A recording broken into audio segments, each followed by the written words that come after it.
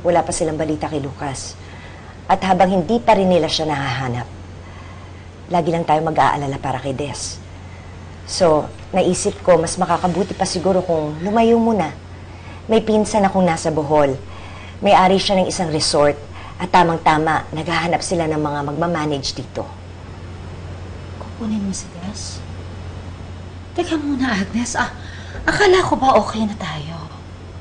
Madel, dapat iniisip mo kung ano mas makakabuti para kay Des. Pero hindi ko kakayanin na malayo sa akin ang anak ko. Agnes naman. Sino ba nagsabi sa'yo na lalayo siya sa'yo?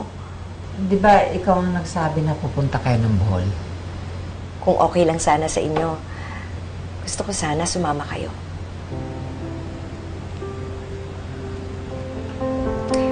Pamilya na tayo ngayon. At ang pamilya laging magkakasama. Salamat, Agnes. Salamat. Di pa ako nakakapuntang Bohol. Ganda siguro doon, no? Maganda ang beach. Nanay talaga.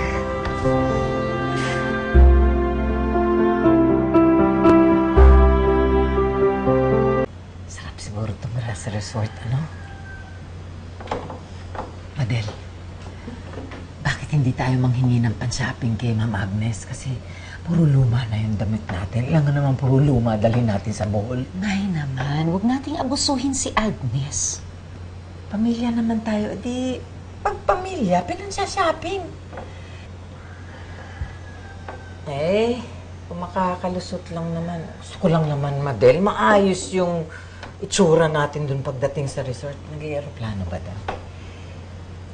Hindi pa ako nakakasakay sa aeroplano.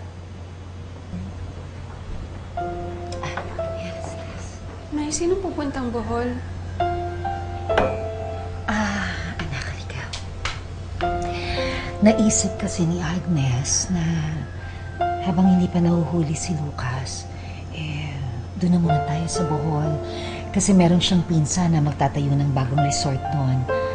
Tapos, makakatulong din tayo sa kanila doon. Kayo po, Nay, kung ano po sa tingin niyong makakabuti.